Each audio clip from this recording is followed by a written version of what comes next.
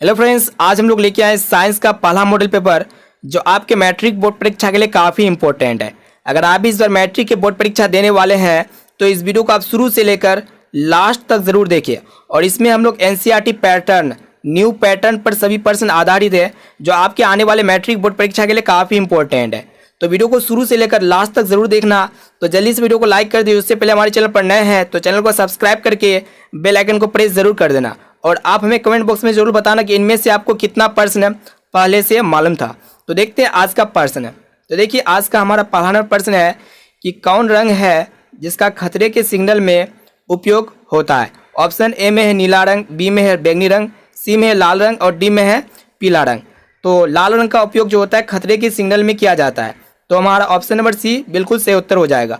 और आपको बता दें कि लाल रंग का तरंग दैर्ध्य सबसे अधिक होता है और इसका विचलन सबसे कम होता है। और लाल रंग बिना छितराए दूर तक ये तय करता है। अब आइए अगला प्रश्न देखते हैं। देखिए दूसरा प्रश्न बहुत इंपॉर्टेंट है। देखिए क्या कह रहा है कि प्रकाश के किस रंग के लिए तरंग दैर्ध्य अधिकतम होता है। तो देखिए ऑप्शन ए में आपका बैंगनी है, बी में हरा है, सी में लाल है और डी में पीला है। तो यहाँ पे अधिकतम बोला गया तरंग दैर्ध्य, तो लाल रंग का तरंग दैर्ध्य सबसे अधिक होता है और बैंगनी रंग का तरंग दैर्ध्य सबसे कम होता है। तो हमारा सही उत्तर हो जाएगा ऑप्शन नंबर सी, लाल। अब आइए अगला प्रश्न देखते हैं। देखिए तीसरा नंबर प्रश्न, ये भी मोस्ट इंपॉर्टेंट है। देखिए कि क्या कह रहा है कि निकट दृष्टि दोष दूर करने के लिए किस लेंस का व्यवहार होता है। यानी कि जिस व्यक्ति के आंख में निकट दृष्टि दोष से पीड़ित होता है तो उसे अवतल लेंस से बने चश्मे का उपयोग किया जाता है। यानी कि ऑप्शन नंबर बी हमारा बिल्कुल सही उत्तर हो जाएगा। अब आइए अगला प्रश्न देखते हैं। देखिए चौथा नंबर प्रश्न, यहाँ पे क्या कह रहा है कि किसी कुंडली का प्रतिरोध ज्ञात करने का सूत्र होता है। तो किसी भी कुंडली का प्रतिरोध ज्ञात करने का जो फॉर्मूला होता है वो आपका ऑप्शन ए में आर बराबर वी आई या फिर आर बराबर वी बटे आई और आर बराबर वी बटे आई यहाँ पे भी दिया हुआ और डी में दिया हुआ है आर बराबर वी माइनस आई। तो देखिए वी बराबर आपका फॉर्मूला होता है वी बराबर आई आर होता है। तो यहाँ पे आपको क्या पूछ रहा है कि आर बराबर जो फॉर्मूला हो जाएगा वी बटे आई हो जाएगा, जो कि ऑप्शन नंबर बी हमारा बिल्कुल सही उत्तर हो जाएगा। अब आइए अगला प्रश्न देखते हैं। देखिए 5 नंबर प्रश्न भी बहुत इंपॉर्टेंट है। क्या कह रहा है कि वास्तविक वस्तु का आभासी प्रतिबिंब बनता है। तो देखिए वास्तविक वस्तु का आभासी प्रतिबिंब कौन कौन सा दर्पण में बनता है। तो ऑप्शन ए में आपका दिया हुआ है समतल दर्पण में, बी में है उत्तल दर्पण में, सी में है अवतल दर्पण में और डी में इनमें से सभी। वास्तविक वस्तु का प्रतिबिंब समतल दर्पण में भी बनता है, उत्तल दर्पण में भी बनता है और अवतल दर्पण में भी बनता है। तो हमारा सही उत्तर हो जाएगा ऑप्शन नंबर डी, इनमें से सभी। अब आइए अगला प्रश्न देखते हैं। देखिए 6 नंबर प्रश्न है कि क्या करा है कि डायऑप्टर उस लेंस की क्षमता होती है जिसकी फोकस दूरी क्या होती है। तो डायऑप्टर उस लेंस की क्षमता होती है जिसकी फोकस दूरी 1 मीटर होती है। यानी कि ऑप्शन नंबर डी हमारा बिल्कुल सही उत्तर हो जाएगा 1 मीटर। अब आइए अगला प्रश्न देखते हैं। देखिए 7वां नंबर प्रश्न यहाँ पे क्या कह रहा है कि किसी लेंस के बाहर की ओर उभरे 2 गोलीय पृष्ठ हो तो इसे क्या कहते हैं। तो यहाँ पे किसी लेंस के बाहरी ओर 2 उभरे गोलीय पृष्ठ हो तो उसे हम लोग क्या कहते हैं, उत्तल लेंस कहते हैं। तो हमारा सही उत्तर हो जाएगा ऑप्शन नंबर सी, उत्तल लेंस। अब आइए अगला प्रश्न देखते हैं। देखिए 8 नंबर प्रश्न क्या क्या कह रहा है कि धातुओं में धारावाहक होते हैं। तो ये भी बहुत ही इंपॉर्टेंट प्रश्न है। तो देखिए ऑप्शन ए में आपका दिया हुआ है प्रोटॉन, बी में है मुक्त इलेक्ट्रॉन और सी में है कोड इलेक्ट्रॉन, डी में इनमें से कोई नहीं। तो धातुओं में धारावाहक क्या होते हैं, उसमें फ्री इलेक्ट्रॉन होते हैं यानी कि मुक्त इलेक्ट्रॉन। ऑप्शन नंबर बी हमारा सही उत्तर हो जाएगा। देखिए 9वां नंबर प्रश्न क्या कह रहा है कि परिपथ में विद्युत धारा की माप किससे की जाती है। परिपथ जो होता है सर्किट होता है उसमें इलेक्ट्रिक करंट की माप किससे की जाती है। तो परिपथ में इलेक्ट्रिक करंट की माप जो की जाती है आपका ए मीटर से की जाती है। कहीं कहीं पे आपको देखने को मिलेगा अमीटर, ठीक है, ए मीटर या अमीटर दोनों सेम होता है। तो हमारा सही उत्तर हो जाएगा ऑप्शन नंबर बी, ए मीटर। अब आइए अगला प्रश्न देखते हैं। देखिए 10वां नंबर प्रश्न बहुत इंपॉर्टेंट है। क्या कह रहा है कि विद्युत फ्यूज विद्युत धारा के किस प्रभाव पर कार्य करता है। देखिए ऑप्शन ए में आपका उसमें है, बी में चुंबकीय, सी में रासायनिक और डी में है कोई नहीं। तो विद्युत फ्यूज विद्युत धारा के उसमें प्रभाव पर कार्य करता है। तो हमारा सही उत्तर हो जाएगा ऑप्शन नंबर ए, उसमें। देखिए 11वां नंबर प्रश्न यहाँ पे क्या कह रहा है कि बैटरी से किस प्रकार की धारा प्राप्त होती है। तो देखिए बैटरी से किस प्रकार की धारा प्राप्त होती है, तो दिष्ट धारा प्राप्त होती है जिसे हम लोग कहते हैं डायरेक्ट करंट, जिसे शॉर्ट में हम लोग कहते हैं डीसी। तो हमारा सही उत्तर हो जाएगा ऑप्शन नंबर ए, दिष्ट धारा। अब देखते हैं अगला प्रश्न। देखिए 12 नंबर प्रश्न यहाँ क्या कह रहा है कि निम्नलिखित में से कौन जैव मात्रा ऊर्जा स्रोत का उदाहरण नहीं है। तो ये भी बहुत इंपॉर्टेंट है। देखिए ऑप्शन ए में आपका लकड़ी है और बी में गोबर गैस, सी में नाभिकीय ऊर्जा और डी में है कोयला। तो यहाँ पे जैव मात्रा ऊर्जा स्रोत का उदाहरण कौन नहीं है, इनमें आपका नाभिकीय ऊर्जा हो जाएगा, यानी कि ऑप्शन नंबर सी हमारा बिल्कुल सही ऑप्शन है। अब आइए अगला प्रश्न देखते हैं। देखिए 13वां प्रश्न क्या कह रहा है यहाँ पे कि इनमें से कौन नवीकरणीय ऊर्जा है। तो यहाँ पे आपको नवीकरणीय ऊर्जा पहचानना है। तो देखिए ऑप्शन ए में आपका कोयला है, बी में पेट्रोल है, सी में सौर ऊर्जा और डी में प्राकृतिक गैस। तो इनमें से नवीकरणीय ऊर्जा स्रोत का उदाहरण हो जाएगा सौर ऊर्जा, यानी कि सोलर एनर्जी जिसे हम लोग कहते हैं। ऑप्शन नंबर सी हमारा सही उत्तर हो जाएगा। आइए अब देखते हैं अगला प्रश्न। देखिए 14वां प्रश्न क्या कह रहा है यहाँ पे कि निम्न में कौन अवकारक है। तो यहाँ पे अवकारक आपको बताना है। तो देखिए ऑप्शन ए में आपका H2 है, बी में CO और सी में आपका दिया O2 और डी में आपका दिया हुआ है H2S। तो इनमें से अवकारक हो जाएगा आपका हाइड्रोजन, यानी कि ऑप्शन नंबर ए हमारा बिल्कुल सही उत्तर है। अब आइए अगला प्रश्न देखते हैं। देखिए 15 नंबर प्रश्न, ये भी मोस्ट इंपॉर्टेंट है। देखिए क्या कह रहा है कि निम्नलिखित में से पीएच का कौन सा क्षारक विलयन का मान देता है, यानी कि कौन जो इनमें से पीएच का क्षारक विलयन का मान देगा। देखिए पीएच का क्षारक विलयन तब होता है जब विलयन का पीएच मान 7 से अधिक होता है। तो यहाँ पे अगर ऑप्शन में देखा जाए तो यहाँ 7 से अधिक 13 है, जो कि एक विलयन का पीएच का मान देगा। अब 7 से कम जो होता है वो विलयन आपका अम्लीय होता है और 7 के बराबर होता है वह आपका उदासीन होता है। तो यहाँ पे बोला है कि कौन क्षारक विलयन का मान देगा, तो जो 7 से अधिक होगा वही होगा, यानी कि ऑप्शन नंबर डी हमारा बिल्कुल सही उत्तर है। अब आइए अगला प्रश्न देखते हैं। देखिए 16वां प्रश्न है, ये भी मोस्ट इंपॉर्टेंट। यहाँ पे क्या कह रहा है कि निम्नलिखित में कौन सही है। तो यहाँ पे आपको सही बताना है इनमें से सही कौन है। तो देखिए यहाँ पे ऑप्शन ए में आपका Na2CO3 5H2 है और यहाँ पे आपका दिया हुआ Na2CO3 10H2 और बी में Na2CO3 7H2 और डी में आपका दिया हुआ है Na2CO3 2H2। तो यहाँ पे आपका सब में सेम है, लेकिन यहाँ पे 5 है, यहाँ 10 है और यहाँ पे 7 है और यहाँ पे 2 है। तो देखिए Na2CO3 10H2 यहाँ पे 10 है तो 10H2 है। तो यहाँ Na2CO3 10H2 जो होता है वाशिंग सोडा का सूत्र होता है, जिसे हम लोग कहते हैं सोडियम कार्बोनेट डेकाहाइड्रेट, यानी कि ऑप्शन नंबर बी हमारा बिल्कुल सही उत्तर हो जाएगा। अब आइए अगला प्रश्न की ओर देखते हैं। देखिए 17वां नंबर प्रश्न बहुत ही इंपॉर्टेंट है। देखिए यहाँ पे क्या करा है कि लिटमस रंजक बैंगनी रंग का होता है जो निकाला जाता है। तो ये भी बहुत ही इंपॉर्टेंट प्रश्न है। देखिए ऑप्शन ए में आपका दिया हुआ लाइकन से, बी में है लाल पत्ती गोभी से, सी में हल्दी से और डी में आपका दिया हुआ है पेटूनिया फूल से। तो हमारा सही उत्तर हो जाएगा लाइकेन से निकाला जाता है लिटमस रंजक बैंगनी रंग का। ठीक है, ऑप्शन नंबर ए हमारा बिल्कुल सही उत्तर हो जाएगा। अब आइए अगला प्रश्न देखते हैं।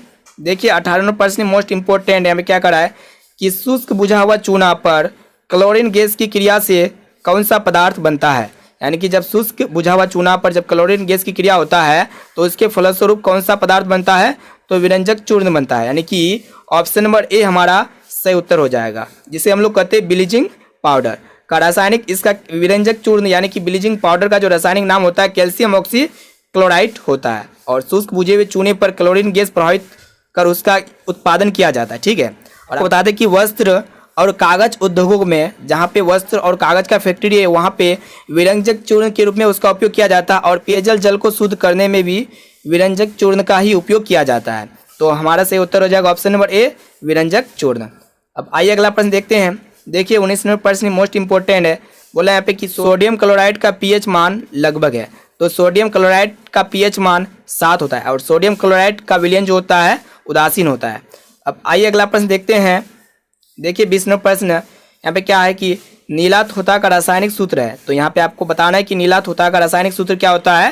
तो देखिए ऑप्शन ए आपका दिया हुआ है CuSO4 7H2, बी में है CuSO4 5H2 और सी में आपका दिया हुआ है CuSO4 4H2 और डी में है CuSO4 10H2। तो नीला थोथा का जो रासायनिक सूत्र होता है आपका CuSO4 5H2 होता है, यानी कि ऑप्शन नंबर बी हमारा सही उत्तर हो जाएगा। अब आइए अगला प्रश्न देखते हैं। देखिए इस 21 नंबर प्रश्न यहाँ पे क्या करा है कि जब सोडियम हाइड्रोक्साइड जिंक से अभिक्रिया करता है तो कौन सा उत्पाद या फिर प्रोडक्ट बनता है। तो ये भी बहुत ही इंपॉर्टेंट प्रश्न है। हम क्या यहाँ पे कराएंगे कि सोडियम हाइड्रोक्साइड को जिंक से अभिक्रिया कराएंगे, यानी कि NaOH को हम लोग जिंक से अभिक्रिया कराएंगे। ZN से जब अभिक्रिया कराते हैं तो इसके फलस्वरूप बनता है Na2ZNO2 + H2। तो हमारा ऑप्शन नंबर डी सही उत्तर हो जाएगा H2O। ठीक है, अब आइए अगला प्रश्न देखते हैं। देखिए 22 नंबर प्रश्न है। यहाँ पे क्या करा है कि पीतल है। तो यहाँ पे पीतल एक प्रकार का क्या होता है, मिश्र धातु होता है और पीतल में Zn और Cu का मिश्र धातु होता है, यानी कि पीतल जो होता है Zn प्लस Cu का मिश्र धातु से बनता है। ऑप्शन नंबर सी हमारा बिल्कुल सही उत्तर हो जाएगा। अब देखिए 23वें प्रश्न यहाँ पे क्या करा है कि ब्रोमीन अधातु की अवस्था होती है, यानी कि ब्रोमीन जो है ये अधातु है, ये कौन सा अवस्था में होता है। देखिए ऑप्शन ए में आपका ठोस है, बी में है गैस और सी में है द्रव और डी में है कोई नहीं। तो ब्रोमीन अधातु जो है ये एक लिक्विड होता है, यानी कि द्रव अवस्था में पाया जाता है। तो हमारा ऑप्शन नंबर सी से उत्तर हो जाएगा द्रव। अब आइए अगला प्रश्न की ओर देखते हैं। देखिए 24वें प्रश्न यहाँ पे क्या कर रहा है कि खाद्य पदार्थ के डिब्बे पर जिंक के बजाय टीन का लेप होता है क्योंकि, यानी कि जो खाद्य पदार्थ का डब्बा होता है उसमें जिंक के बजाय टीन का लेप होता है क्योंकि टीन के अपेक्षा जिंक महंगा होता है। नहीं, क्या टीन की अपेक्षा जिंक का गलनांक अधिक है? क्या यहाँ पे ऑप्शन नंबर सी दिया हुआ है, क्या टीन की अपेक्षा जिंक अधिक अभिक्रियाशील है? ऑप्शन डी में है टीन की अपेक्षा जिंक कम अभिक्रियाशील है, क्योंकि टीन की अपेक्षा जिंक अधिक अभिक्रियाशील है, यानी कि ऑप्शन नंबर सी हमारा बिल्कुल सही उत्तर हो जाएगा। अब आइए अगला प्रश्न देखते हैं। 25वां प्रश्न यहाँ पे क्या करा है कि निम्न में से कौन सा अंग संवेदीग्राही नहीं है। देखिए कान हो गया, नाक हो गया और आँख हो गया, ये अंग जो होता है संवेदीग्राही होता है। और हमारा जो दिमाग है, ब्रेन है, ये आपका संवेदीग्राही का उदाहरण नहीं है, यानी कि ऑप्शन नंबर डी हमारा सही उत्तर हो जाएगा। अब आइए अगला प्रश्न देखते हैं। देखिए हमारे जो 26वां प्रश्न यहाँ पे क्या करा है कि समांतर क्रम में संयोजित प्रतिरोधों की संख्या घटने के उपरांत संयोजित प्रतिरोधों की कुल प्रतिरोध क्या होता है। देखिए बढ़ता है या फिर घटता है या फिर अपरिवर्तित रहता है या फिर इनमें से कोई नहीं। तो यहाँ पे क्या कह रहा है कि समांतर क्रम में जब संयोजित प्रतिरोधों की कुल संख्या को घटने के उपरांत संयोजित प्रतिरोधों की कुल प्रतिरोध क्या होता है, बढ़ता है, यानी कि ऑप्शन नंबर ए हमारा सही उत्तर हो जाएगा, बढ़ता है।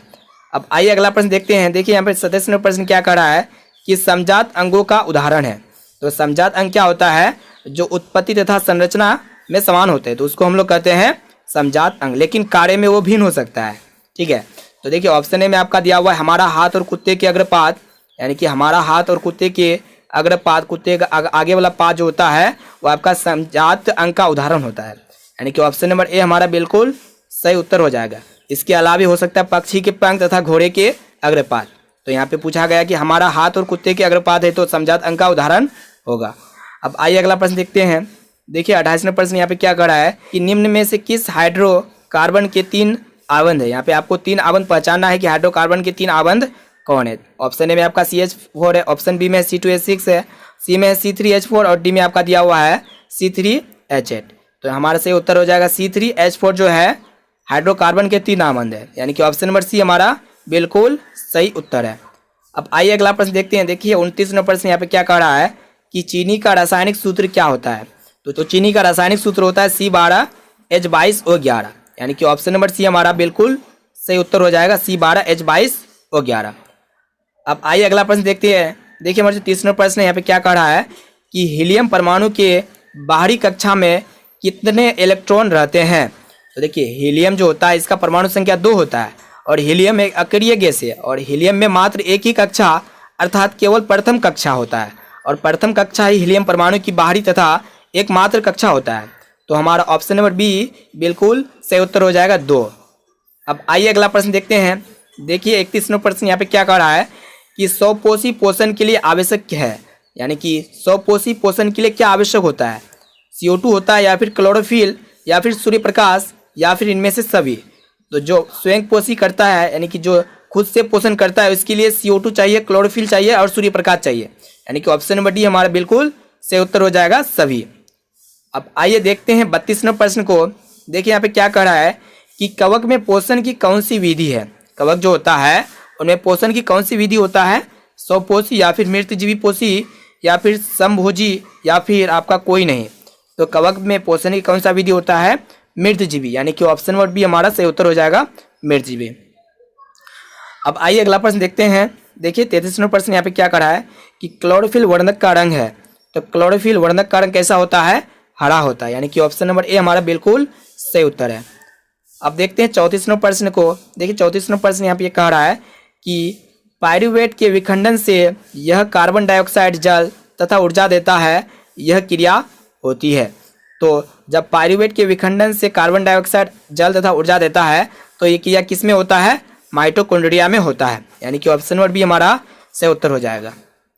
देखिए 35वां प्रश्न यहाँ पे क्या कह रहा है कि यदि हमारे आहार में आयोडीन की कमी है तो हमें किस रोग से होने की संभावना है। यानी कि जब हमारा आहार में आयोडीन का कमी हो जाता है तो हमें किस रोग के लिए होने की संभावना है। तो देखिए ऑप्शन ए में आपका दिया हुआ ग्वाइटर, बी में है गलकंड और सी में आपका दिया हुआ घेंगा और डी में है सभी।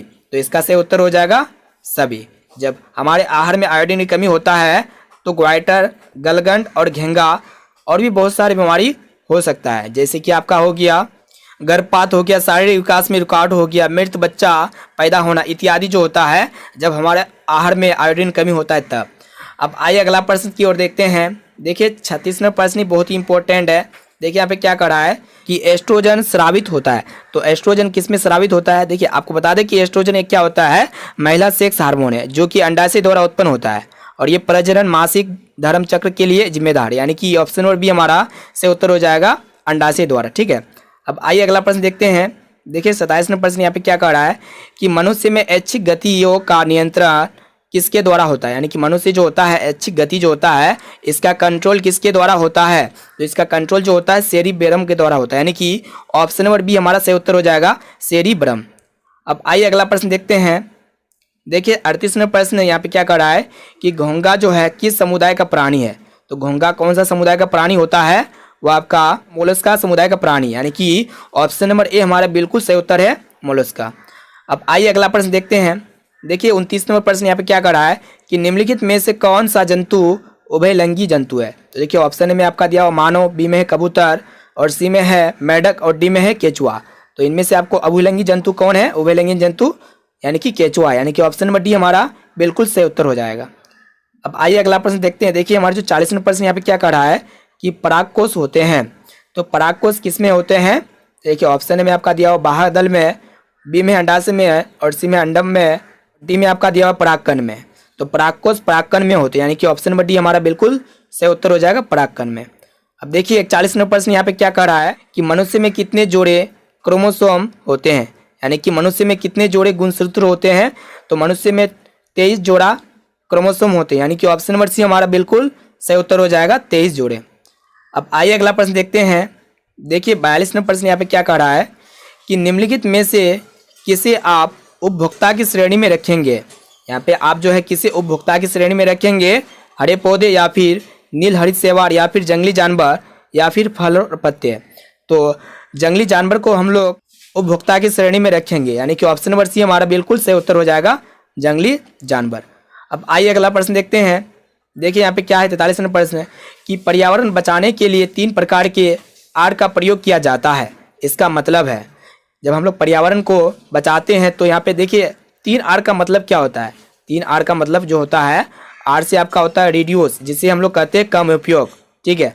और आपका फिर एगो आर से होता है रिसाइकिल जिसे हम लोग कहते हैं पुनः चक्रण। फिर और एगो आर का मतलब होता है रीयूज जिसे हम लोग कहते हैं पुनः उपयोग। तो हमारा सही उत्तर हो जाएगा इनमें से सभी, ठीक है। अब आइए देखिए 44वां प्रश्न यहाँ पे क्या कह रहा है कि किन कारणों से प्राकृतिक संसाधन नष्ट हो रहे हैं। तो कौन सा कारण से जो है प्राकृतिक संसाधन नष्ट हो रहे हैं। ऑप्शन ए में शहरीकरण, बी में प्रदूषण, सी में ए और बी दोनों और डी में है आपका वृक्षारोपण। तो कौन सा कारण से संसाधन नष्ट हो रहे हैं, प्राकृतिक संसाधन, शहरीकरण और प्रदूषण। तो हमारा सही उत्तर हो जाएगा ए और बी दोनों। अब देखते हैं अगला प्रश्न। देखिए हमारा जो 45वां प्रश्न यहाँ पे क्या कह रहा है कि फॉलोइंग के वाम हस्त नियम के बाएं हाथ की तर्जनी संकेत करती है। तो देखिए ऑप्शन ए में आपका दिया हुआ चालक पर आरोपित विद्युत बल की दिशा, बी में है चुंबकीय क्षेत्र की दिशा और सी में है चालक में प्रभावित विद्युत धारा की दिशा और डी में दिया हुआ है इनमें से कोई नहीं। तो फॉलोइंग के वाम हस्त नियम बाएं हाथ तर्जनी की संकेत करता है चुंबकीय क्षेत्र की दिशा। यानी कि ऑप्शन नंबर बी हमारा बिल्कुल सही उत्तर हो जाएगा।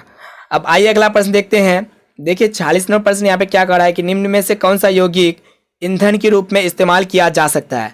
तो यहाँ पे ईंधन के रूप में कौन सा जो है कंपाउंड है जिसे हम लोग इस्तेमाल कर सकते हैं। ऑप्शन ए में आपका एथनॉल है। यानी कि एथनॉल का उपयोग जो हम लोग है ईंधन के रूप में इसका इस्तेमाल कर सकते हैं, एथनॉल। यानी कि ऑप्शन नंबर ए हमारा सही उत्तर हो जाएगा। अब देखते हैं 47वां प्रश्न यहाँ पे क्या कह रहा है। देखिए यहाँ पे कि कौन सा पदार्थ लाल लिटमस पत्र को नीला कर देता है। यानी कि क्षार जो होता है लाल लिटमस पत्र को नीला कर देता है और अम्ल जो होता है नीला लिटमस पत्र को लाल कर देता है। तो यहाँ पे लाल लिटमस पत्र बोला गया है नीला कर देता है, यानी कि ऑप्शन नंबर बी हमारा बिल्कुल सही उत्तर हो जाएगा क्षार। अब आइए अगला प्रश्न, 48 नंबर प्रश्न यहाँ पे क्या कर रहा है कि नई कार्तीय चिन्ह परिपाटी के अनुसार दर्पण के सामने रखे गए बीम की दूरी ली जाती है। यानी कि कार्तीय चिन्ह परिपाटी जो होता है उनके अनुसार दर्पण के सामने जो बीम रखते हैं तो उसमें कौन सा दूरी लिया जाता है, धनात्मक या फिर ऋणात्मक या फिर दोनों, धनात्मक और ऋणात्मक। तो हमारा ऑप्शन नंबर बी सही उत्तर हो जाएगा ऋणात्मक। तो फ्रेंड्स, अगर आप भी साइंस के full notes NCERT solution in Hindi में डाउनलोड करना चाहते हैं तो इसी वीडियो के डिस्क्रिप्शन में आपको साइंस के फुल नोट्स एनसीईआरटी सॉल्यूशन मिल जाएंगे। और आपके इस बार मैट्रिक के बोर्ड परीक्षा में सिर्फ और सिर्फ साइंस के एनसीईआरटी प्रश्न पूछे जाएंगे, यानी कि एनसीईआरटी बुक से ही आपका प्रश्न पूछे जाएंगे। अगर इसका आपको एनसीईआरटी बुक का पूरा सॉल्यूशन हिंदी में चाहिए और पूरा डिटेल्स के साथ समझाया गया है तो आप डाउनलोड कर सकते हैं। इसी वीडियो के डिस्क्रिप्शन में आपको पीडीएफ का लिंक मिल जाएगा, वहाँ पे जाके आप पीडीएफ को डाउनलोड कर सकते हैं। फुल साइंस का कोर्स वहाँ पे बताए गए हैं। तो दोस्तों आज के लिए इतना है, फिर से मिलते हैं अगले वीडियो पे। तो वीडियो आपको कैसा लगा आप हमें कमेंट बॉक्स में जरूर बताना। अगर आप हमारे चैनल पर नए हैं तो चैनल को सब्सक्राइब करके बेल आइकन को प्रेस जरूर करना और इस वीडियो को अपने दोस्तों तक जरूर शेयर करिए जितने भी आपके फ्रेंड्स आपके एग्जाम देने वाले हैं। तो दोस्तों आज के लिए इतना है, फिर से मिलते हैं अगले वीडियो पे जल्द ही।